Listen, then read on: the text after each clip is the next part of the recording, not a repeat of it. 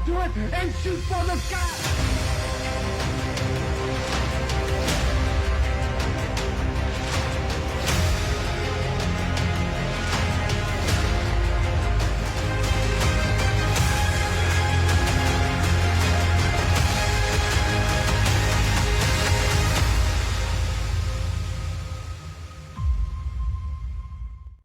All right, and we're live.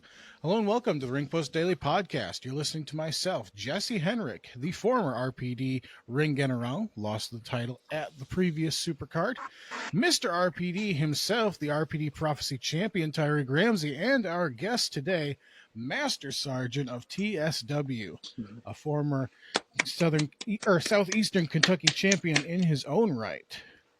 How are you doing today, sir? Doing well. How about you all? We're doing just peachy. Doing great. Unfortunately, Joey and Eddie could not be with us today in preparation for the upcoming show, Clash for the Kids, this April 13th at GR Hampton. Those two are training, as well as Joey is also in mourning for the loss of his Tribal Chiefs Championship at WrestleMania. So, His tribal chief. We're Tribal back chief to lost. basics with just me and Ty and a guest. And we got Cameron in the chat saying, let's go. So, in spirit of that, let's get with it. Again, we have Mr. Master Sergeant here from Traditional Southern Wrestling. What can you tell us about yourself, sir? I'm just still getting over a little bit of sickness, but other than that, so I've been wrestling or started wrestling since 2021, I believe. Got into training with TSW, and actually before TSW, I had went to a wrestling show in Jellicoe under the banner of GCW, Gym City Wrestling, and that's actually where I got to watch a lot of the TSW stars that were down there while TSW was actually on a break. Okay. And so watching all that, I mean that's what really got me, got the itch and got me wanting to jump right in there, Awesome. And then I guess that kind of leads me into my next question is how did you, get into the business, like start training, and then how did you ultimately link up with TSW?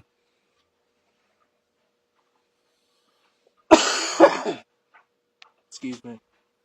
So that was really difficult starting out because I was kind of on the fence, just where I'm a little bit older, like I'm in my 30s, obviously. So I'm not doing any springboards or anything like that. Anything the younger guys would do. So was Dallas Page. Right. That's kind of what I looked at, for inspiration was DDP. Like he got into it when he was a little bit older. And so it was kind of like taking a page out of his book, but,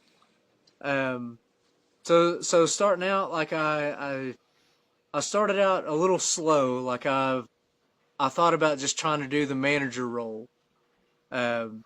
Maybe trying to be a voice box for somebody else or something like that, just to kind of get my feet wet, see if I even liked it or, anything. Because at that point it was all still up in the air for me on if I even wanted to give it a shot. But then I seen some posters going around. Mike Murphy was sharing a lot of things about training to be a pro wrestler and not just a pro wrestler, but a referee and a manager and, all these different things. And about a month or so after seeing those posts, I finally, took up the offer and wanted to go see what it was all about. And I knew going into it, it wasn't going to be anything easy. Like, it's obvious none of that stuff is easy. And so I knew going in, especially what I had done in the beginning before I even started training was, I was in a role where, coincidentally I was working with Austin Michaels. and so I was doing a lot of running my mouth on Facebook, and so my first day of training, they definitely made sure to give me many chops for That was just all the playing trash in my mind. I'm talking like, I've they done. probably chopped So the hell out of that boy. absolutely. Nice. Cameron goes on to say, Jump City Wrestling was pretty good in its time. Glad you made the jump. You've come such a long way. Proud of your growth, as are we. We're going to get into that a little bit later. But Ty, you go ahead and take it.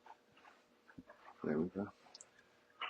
So, what I wanted to ask you was, so you said you've been in the kind of in the business since 2021, and we all know that, you know, when it comes to wrestling, anything can happen in wrestling, as seen by this past WrestleMania and a bunch of other shows that have been happening. So, what's kind of the craziest or most unbelievable thing that's kind of you've seen in your experience as of late?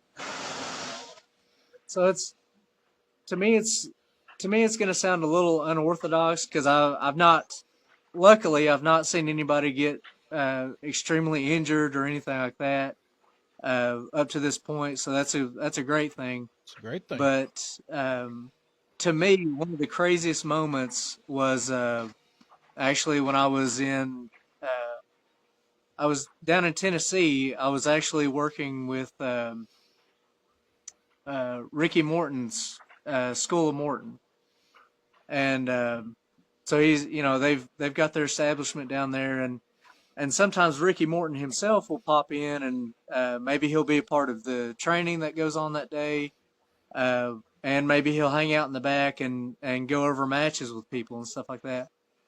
And so that was one of the craziest moments is like me sitting in the back watching watching the show as I'm waiting on my match to go on. And he's sitting on a couch in front of me, literally breaking down matches. And I'm just sitting there like a sponge, taking up all the information that I can from that guy. So to me, that was incredible that I got that opportunity to sit there and listen to one of the greats, you know? That's awesome. Yeah.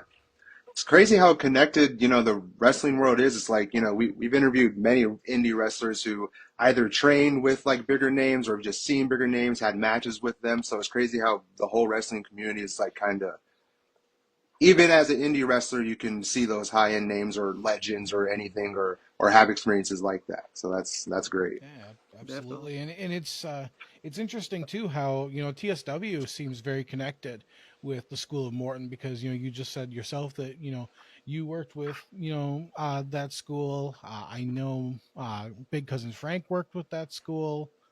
Um, I know there's a couple more I'm forgetting right now, but it's cool to see how everybody is, you know, kind of in the spider web, you know, of pro wrestling where everybody is connected, like Ty said. Um, but moving on, Absolutely. you know, we talk about how, you know, you're a former Southeastern Kentucky champion yourself. I know that title reign must have meant the world to you. You know, watching you go through that and watching some of those matches, I could tell that it meant a lot to you. But in your opinion, what is the best, you know, pro wrestling title reign of all time?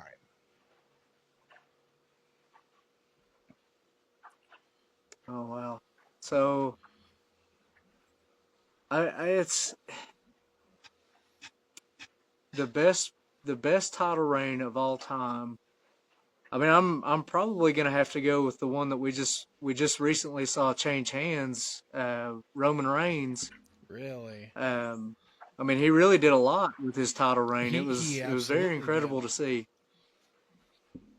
Shout out to the tribal chief. For real. And like one thing people forget is that, you know, before he, you know, came along and won the title, it's like he made that title. It's like that used to be the blueberry belt that everybody Yes, made it fun of was. in the beginning, and then as soon as he got it, immediately it like just started to level up a little bit, then kind of just rise. But also when you look at the names that he's beaten, Yeah.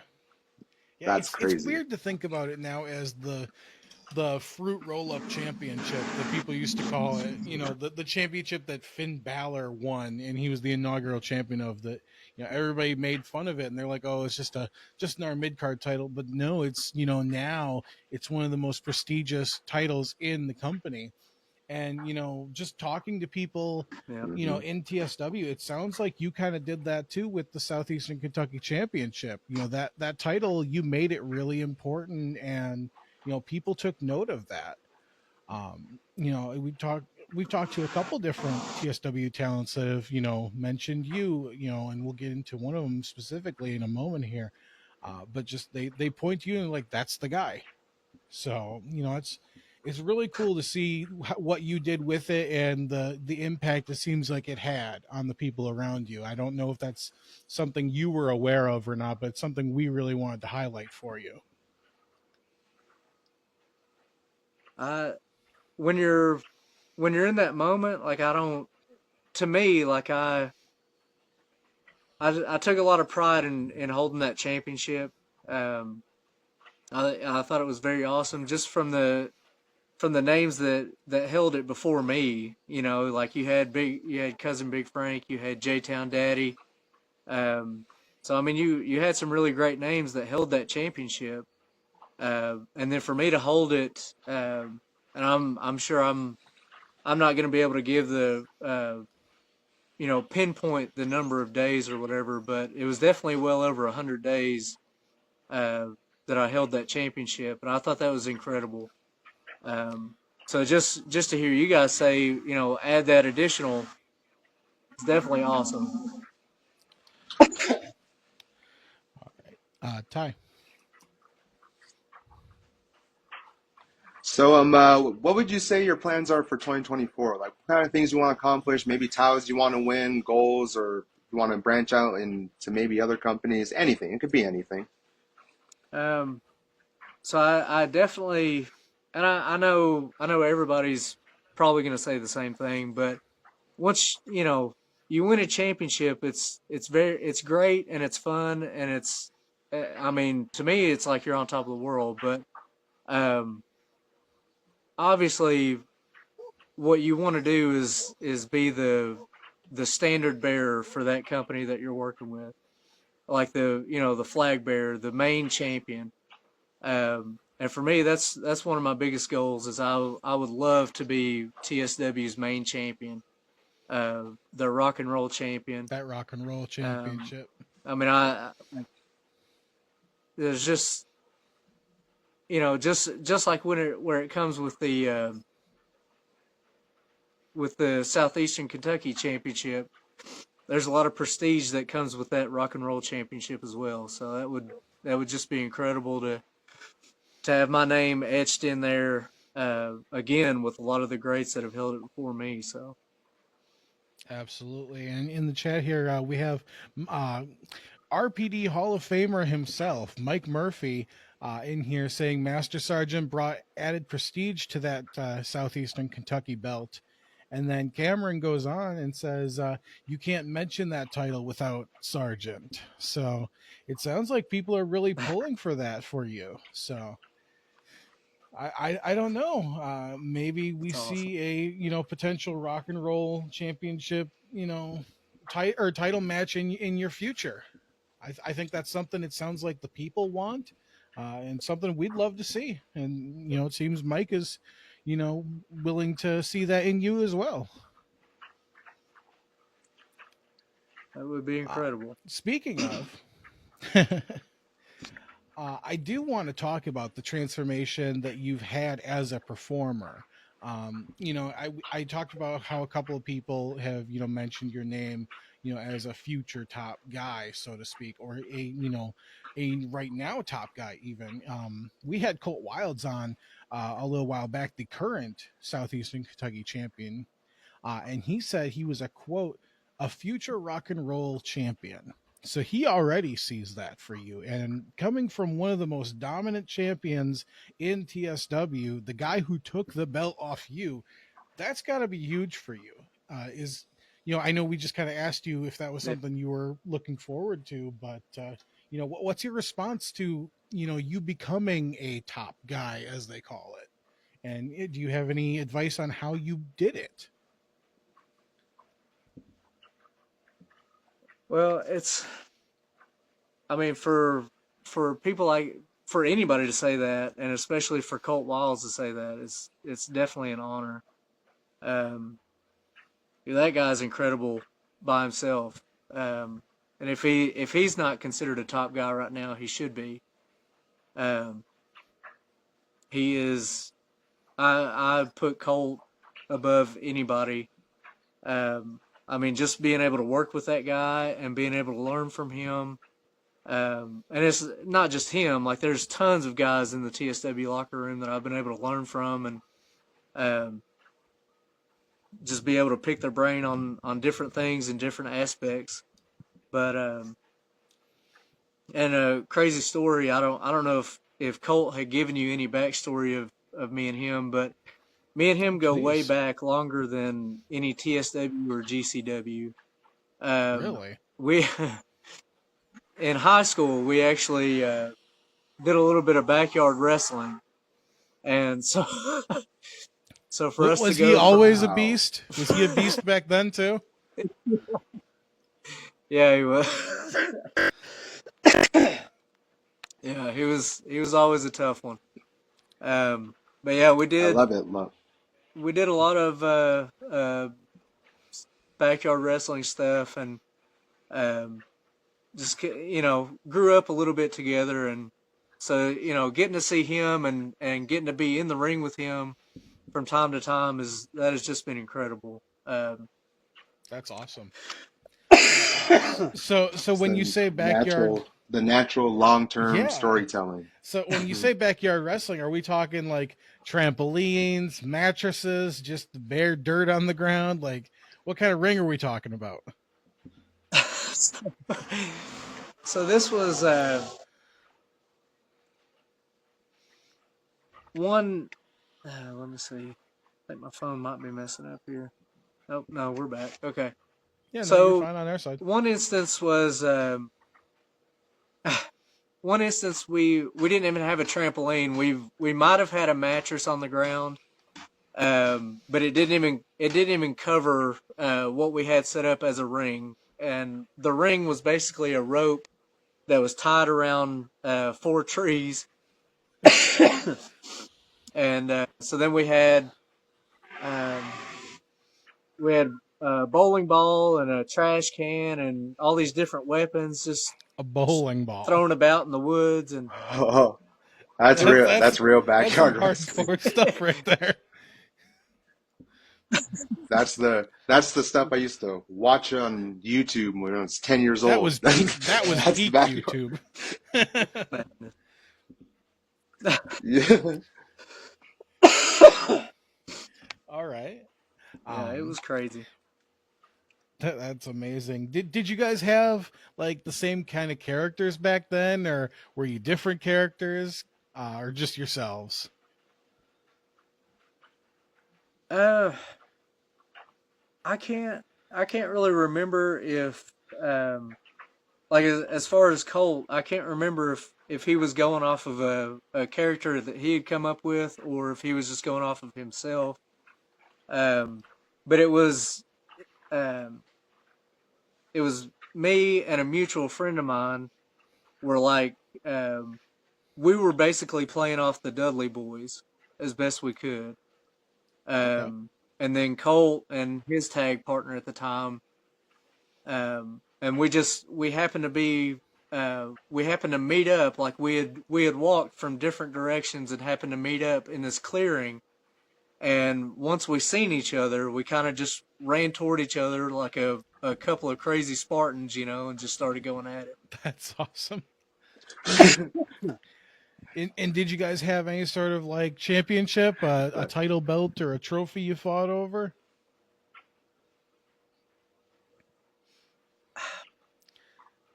That's the thing. I can't remember if we probably did have something like that. I really can't even remember at this point. Yeah, that's okay. I'm fascinated when I hear about people when they start out in backyard wrestling. The stories that I always hear are just they're fascinating because it's it's awesome to see how people can, be, ingenuitive and come up with different ways to use, the things around them, like you said, using a rope and 4 trees to make a ring. That's awesome. or using what you got. And I feel like, when people have less, they get more creative with what they Absolutely. got. And they're just like, oh, this could be a weapon, or this could be a Or weapon. like you see the pictures of like young John Cena, for instance, holding up a championship made out of cardboard and duct tape. Hey, it's whatever prestige you give it, I suppose. So, but Yep. in talking about a future title shot, Mike has clapped back here and said, in due time, he said he's sure about the possibilities or that they're endless. Sargent does hold #1 contender cash in when the time is right. So, kind of throwing out the wink, wink, nudge, Yeah. nudge, something to think about. There we go. So, all right. Yeah, that is Building true. momentum. Absolutely. Go ahead, Ty. Right. So one thing I noticed, while I'm looking through your profile and everything, is that you had, a weight loss journey. So I was wondering if you could like go into depth about that and kind of talk about what your motivations were, your progress, what you did, how you kept at it, and where you are And it now and what is your goals are. awesome. Let's just throw it out there right now. Just seeing the transformation Yeah. you've gone through. I saw that before and after picture that you had posted a couple days back, and with your permission, we'll add that into the show because I think people should really get a chance to see that because it is inspiring. And understand how like just that type of how incredibly hard that is. It's just it takes a lot. It takes a lot. It really does. Okay. So when I started out, uh, like I had been, um, let's see, I had been wrestling, or I had just started in the training process for a couple months. So I'd already had a handful of matches up to that point, and so what I started doing was I would go back, and anytime somebody had actually recorded a match that I happened to be a part of, I would try to go back and watch it on YouTube just to see, how I was doing and how I looked. Obviously not just going off of my own critiques, but asking other people as well, like what they thought and how I could do better and stuff. But um, so my biggest thing was when I first started, um I might have been weighing in at 270, if not more. I think I might have been around 274. Um, and so one of the biggest things watching the matches back is how gassed I would get after, maybe I threw a couple clotheslines and then I was just gassed out, like completely dead in the ring. And so that, it would go on for a couple months, and then, I finally got fed up with it, and I said, there's no way, if I want to look like anything in the ring, and especially if I want to be believable to people and actually want to succeed in this, there's no way I can keep going at 274. So I started. It was a. It was really just a random day in May. I started walking, and so I started walking about a mile, probably about every day. And at first, I started cutting out I cut out pop and bread, and just cut my calories back big time. And I was just eating broccoli and grilled chicken, um, and maybe doing oatmeal and stuff like that in the morning. But I got after about a year of doing that, I was actually down to 174, and so I lost 100 pounds. Obviously, felt tons better, Oh, I'm sure. but at the same time, like I wanted to, um, you know, when you lose that kind of weight, if you're just doing cardio and stuff, it's good because in the ring you need to have a lot of cardio, but at the same time, I didn't think about it at the beginning, but after that year had passed, I thought about, as I lost fat, I'd also lost muscle mass, because you could see my arms look like little twigs, and I was like, there's, again, I felt like I was back at the drawing board because I needed to have, bigger arms. I needed to be able to pick people up and do stuff, and not just have really great cardio. And so after that year mark, I ended up getting with a personal trainer who is now, he helps cater, tailor the meals to me, and sets out my workout plan for months at a time, kind of a thing. Wow. And so that's what's really helped me to this point. So That's some I've true built back on dedication. some muscle. I've been able to do a lot more in the ring. And it's, to me now, it's more sustainable than what it was whenever I was just walking and losing all that muscle and fat at the same time. Right. Yeah. Well, and I'm sure you can't. And one thing is like it's crazy because it's like a whole it's like you're just gonna get in better shape. It's not like, right now it's great to be at this like weight right now and everything, but it's like all you're kind of doing is like reaching peak, getting bigger arms, getting stronger, more endurance, all that stuff. So that's what's cool about, a weight loss journey. It's really never Yeah, ending. because Mr. Yeah. Tyreek here, he's cut quite a bit himself. What was it, 60 pounds last year? I did 60 pounds last year. I'm probably altogether like 130, I believe, is what I used to be at my That's peak. At awesome, my man. peak. But Nice.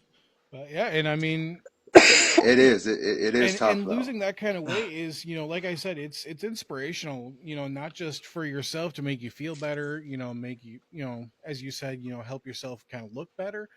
But it's also inspiring people around you. Again, going back to Mike, he said here that you inspired him to lose 80 pounds, and we saw that transformation. Looking back at photos as well. So it's good for the people around you too. So we're more than ecstatic to see that for you. I do hope that the personal trainer was Absolutely. able to find something better than just chicken and broccoli for you, though, because that sounds terrible.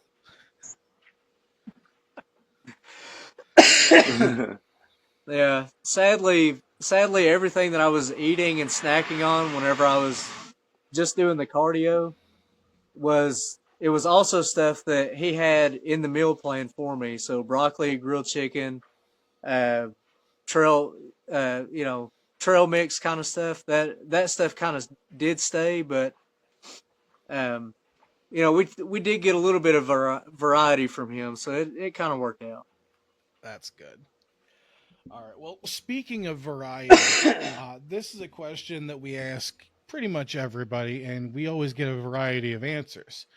So, besides yourself, besides Master Sergeant, who is on your personal Mount Rushmore of pro wrestling?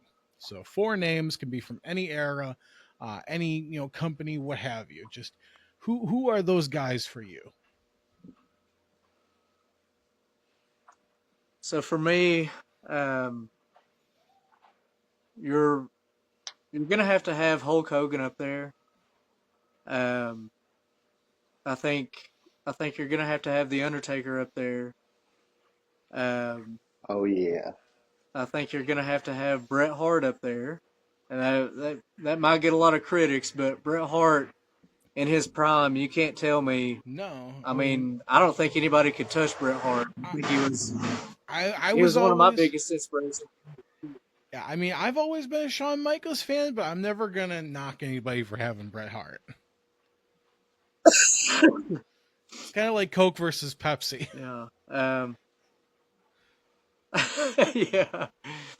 But when you put those two together, though, when you put Bret Hart and Shawn Michaels together, you had incredible matches. Oh, absolutely. So, Oh yeah.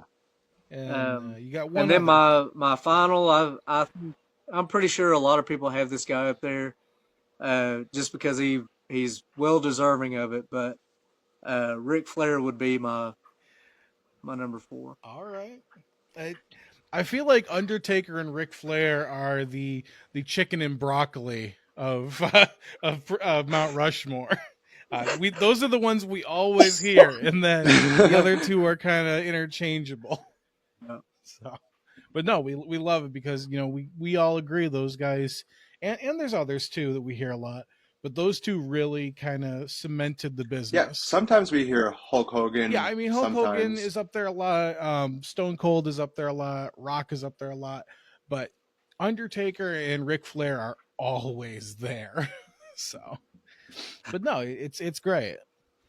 yeah, with multiple people, yeah, it goes to show what they've done. Yeah, I mean they Yeah. inspired their generations and generations to come.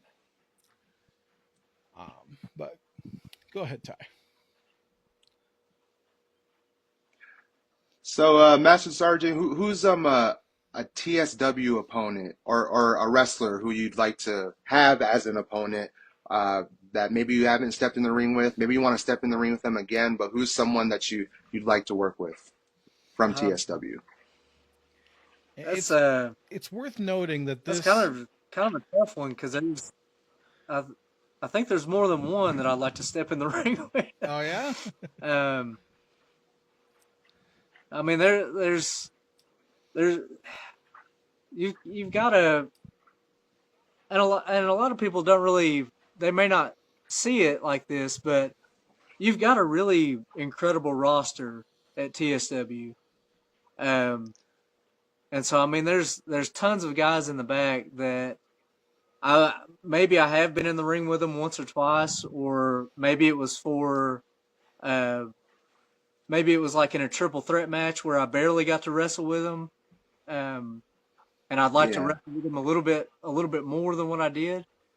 Um, but yeah, they're like, and this, I can't really say heel and baby because me and Colt have wrestled a couple times, and Colt's not really on the heel side.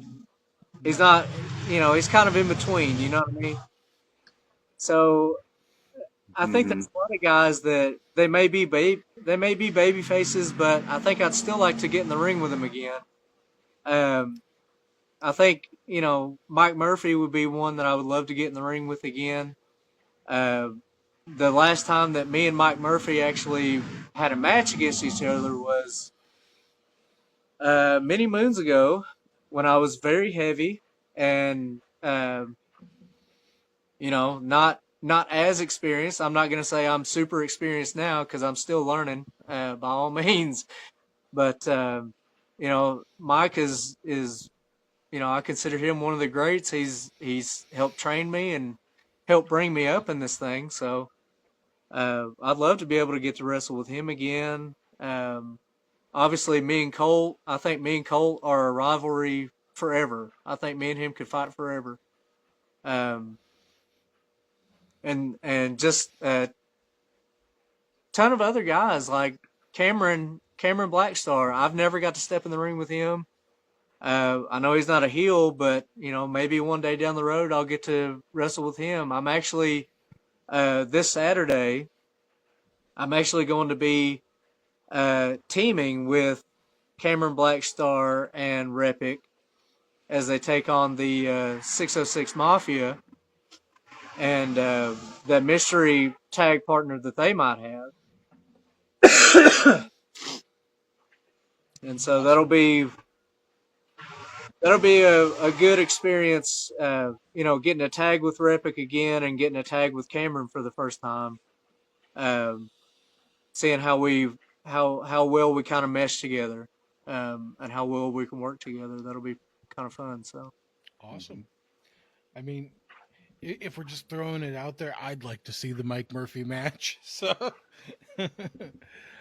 um, but before we kind of get into that, I was going to ask you, what you were going to be doing on the show, and if you could talk a little bit about it. But before we get there, what advice do you have for someone who wants to get into the pro wrestling business? Where should they start?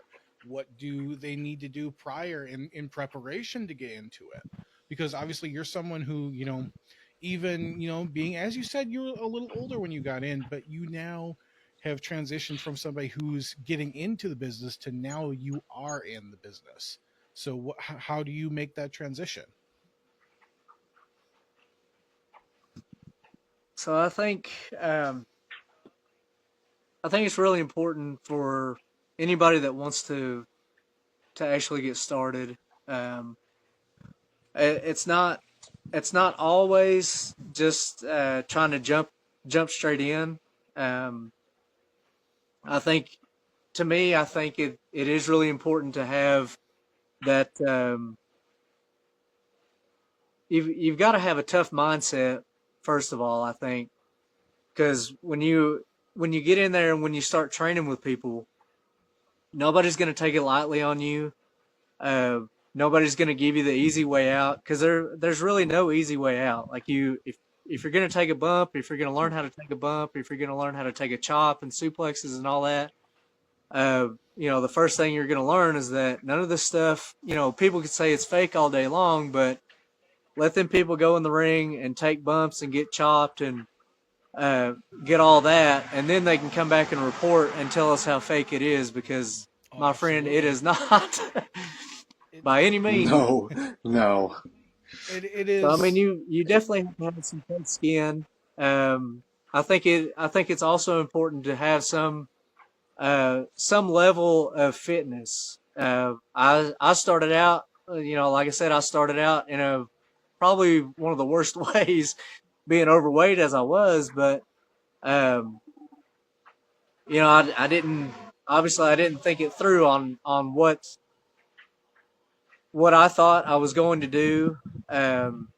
Up until where I'm at now, I would have never imagined that I would have even been a Southeastern Kentucky champion at one point. I thought that I might have just been a manager or, something on the sidelines. I would have never thought I would have been stepping in the ring across from all these incredible people that I've got to wrestle.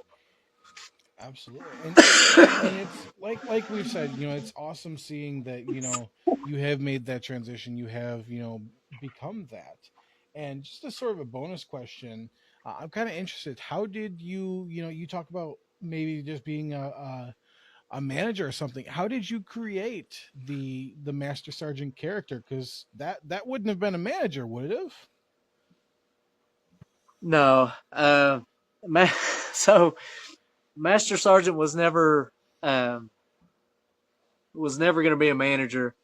What I started out when I started out as that manager or mouthpiece role, I was almost kind of like an advocate for Austin Michaels and the Brotherhood, kind of a thing. So, to transition from that kind of role to the Master Sergeant role, the Master Sergeant is a lot of that came from me and just my experience from when I was in the military. So I was not the rank of Master Sergeant when I was in the military, but at the same time, the sergeant, that's your first line of leadership. Right. That's the guy that you're going to run to for the answers. You're not going to be able to jump to the first sergeant or the sergeant major for the answers that you need as a soldier. You're going to have to run to the sergeant. And so for me, when I chose that name, and I can't take all the credit for the name, the Master Sergeant, because I had 20 different names for this military character that I wanted to finally be. The ring announcer, John Savage, is the one that kept telling me every time he would come up to me, he would say, "Master Sergeant, Master Sergeant, Master Sergeant." And finally, we were cutting a promo for it was for somebody that was running for election. And so when we were cutting that promo, he immediately said Master Sergeant, and I kind of stopped, and he said, well, we can cut it, we can name you whatever else. And I said, well, you've kind of said Master Sergeant for, I can't tell you how long you've said that name, that it's, it finally feels like it's just going to stick with me. So, uh, so I've ran with Master Sergeant, and I appreciate John Savage for giving me that name, and because that name has taken me to the School of Morton, and the people down there at the School of Morton know the Master Sergeant, and you know any other place that I'll ever go to is, they're all going to know the Master Sergeant, and it's all because of John Savage. That's awesome. I got to ask, if you weren't if That's you always weren't the great. Master Sergeant, what would you have been? What was kind of the running name that you were going to go with? So you have a lot of different higher ranks in the military that I was kind of searching for, and I wasn't quite stuck on Master Sergeant by myself.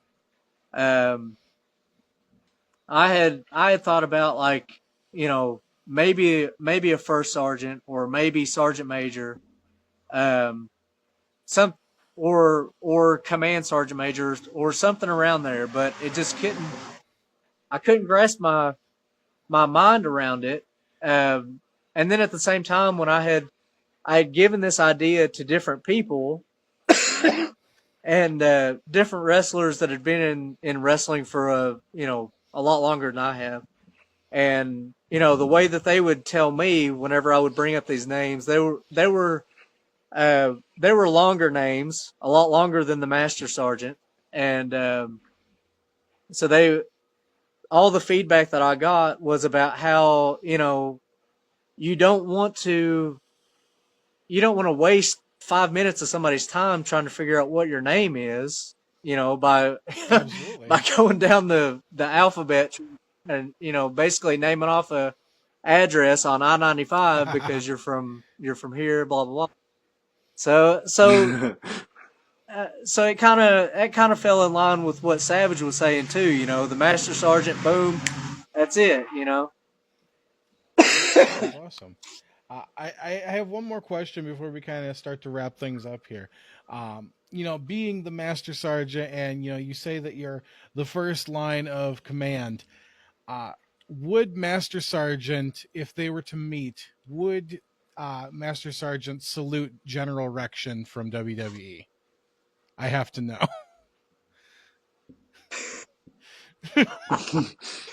That's your superior. So I'll tell you this only because I literally heard this from a sergeant who was in the military in real time. There was a general. Well, it wasn't a general, but it was an officer who he was not happy that a non-commissioned officer like a sergeant did not give him the proper salute. And so that NCO turned around and said, well, you can climb up these echelons right here and get your salute. And then he turned around and walked away. Because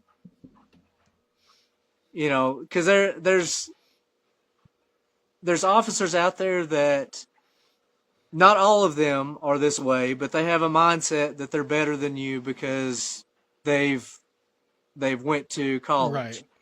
And once they get that far, they go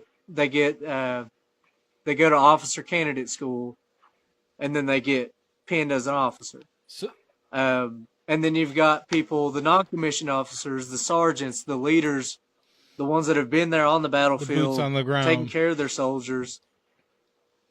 Yeah. Yeah. So I mean, what I'm hearing is there's guys like that in the military, and there's people. Yeah, you have people like that are going to be like that, and then you've got people that are realistic people.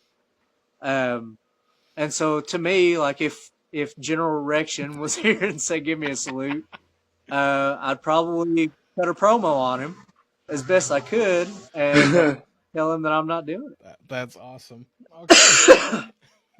Well, Maybe that maybe that entitled general or that who went to college in that persona. Maybe that's your heel character. When you turn heel, there maybe you that's go. you. Maybe that's you now. Yeah, You'll be that. there you go. It's built in. You got a promotion, you rose through the ranks, and now you become full of yourself. That would be a perfect turn for you. Yeah. Just walk out and instead of you rip off Roman Reigns a little bit, instead of acknowledge me, it's everyone salute me. Salute me. All right. Cameron came back in and said, Saturday is going to be fun. Can't wait to step in there with you. To your point, the same people that will say it's fake won't get in the ring. Why not? If it's fake, you should be right, or you should be all right. Okay. So yeah, I mean, right? It's like you can't fake Exactly. gravity. You can't when someone's throwing you outside of a ring or you're hitting a hard board or a floor. You can't fake gravity. I've always liked the explanation that pro wrestling is ballet with 300-pound sweaty men with no net, no take, and one take. That's what I've always heard about it, and I really like that explanation. But moving on, of course, April 13th, GR Hampton Elementary School. We have, or TSW, I should say, has a benefit there called Clash for the Kids. We've already heard what Mr. Master Sergeant here is doing on the show. Is there anything else you can tell us about the show coming up that maybe we haven't heard about?